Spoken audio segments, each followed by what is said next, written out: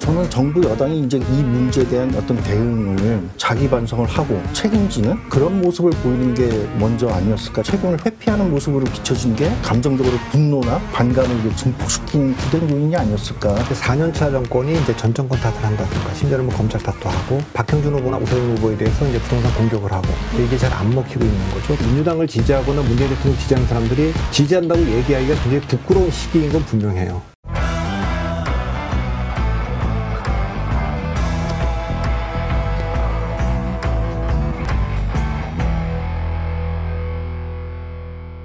지난 조사에 이어서 이번에도 보궐선거에 대한 인식을, 선거 프레임이라고 하죠. 인식을 물어봤습니다. 서울시장 보궐선거에 대한 인식을 물었더니 59.3%가 정권 심판을 위해 야당 후보에 힘을 실어줄 필요가 있다고 답했고 32.7%가 국정 안정을 위해서 여당 후보에 힘을 실어줄 필요가 있다고 답을 했고요. 부산시장 보궐선거에 대한 인식을 물었더니 정권 심판론이 47.3%, 국정 안정론이 34.1%로 나타났습니다. 부산시장 보궐선거에 대한 인식은 큰 변동이 없습니다만 서울의 경우에는 지난 조사와 비교해서 정권 심판론이 무려 10%포인트 가까이 높아졌습니다. 저희 앞서서 박 대표님도 LH 사건 등 또 언급을 해주셨는데 어떤 이유라고 보실까요? 글쎄 그 이유는 여러 가지일 텐데 저는 부산보다 서울에 더 영향을 미쳤다는 것은 역시 LH 사건이 더 영향을 더 미쳤다고 저는 보고요. 제가 35%와 55%를 여기서도 여러 번 말씀드렸는데 35대 55면은 확실히 그 의미가 있는 숫자입니다. 그러니까 대통령의 긍정평가가 35고 부정평가가 55면 그건 중도층이 거의 이탈했다고 봐야 되거든요. 그래서 제가 35대 55를 중요하게 보는데 지금 이 조사는 거의 60%가 지금 야당을 찍겠다고 얘기하는 거고 3% 정도가 지금 여당을 찍겠다고 하는데 일부 다른 조사에서는 이미 30%도 무너진 조사, 그리고 여기는 60%를 넘는 조사들이 많이 나올 정도로 그런 정도로 여론 지형은 지금 악화되어 있는 건 사실이에요. 특히 서울이. 그런 것은 그럼 어쨌든 서울의 경우 이렇게 정권 심판론이 큰 폭으로 높아진 이유는 어찌됐든 LH 사건의 저는 그것밖에 잘 몰라서 잠깐 너무 LH만 얘기해서 복합적일 거라고 봅니다만 LH 건이고 그거 외에도 최근에 가장 큰 이슈였었으니까요. 많은 분들이 궁금해하시고 정 박사님은 어떻게 보세요? 그러니까 LH 사건이 분명히 어떤 그 시민들의 어떤 분노, 어떤 감정적인 어떤 반감 이거를 증폭시킨 요인이었다는 건 분명히 맞는 것 같고요.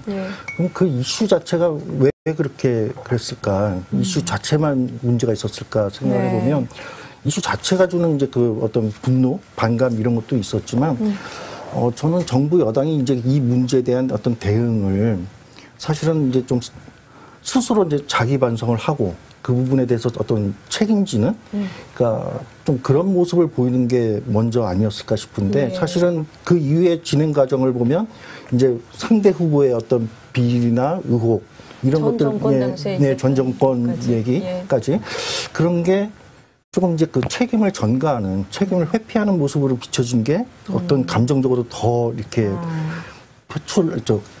분노나 그런 어떤 그 반감을 이게 증폭시킨 좀 그런 주된 요인이 아니었을까 그런 생각을 해보게 돼요.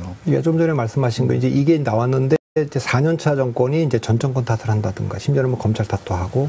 박형준 후보나 오세훈 후보에 대해서 이제 부동산 공격을 하고 이게 잘 안 먹히고 있는 거죠. 그리고 이 조사를 감사원과 검찰을 빼고 총리실과 국토부에다 맡긴다든가, 그리고 SH도 자체 조사를 했는데 사실 드러난 게 없다든가, 청와대도 그렇고 이제 이런 게 있었죠. 그거 외에도 이런 와중에 사실 검찰 이슈 이제 윤석열 총장이 그만두고 이슈의 중심에 서 있기도 한데 또 지금 법무부가 한명숙 그 총리 사건에 대해서 벌써 수사 지휘권 발동을 2번이나 했잖아요.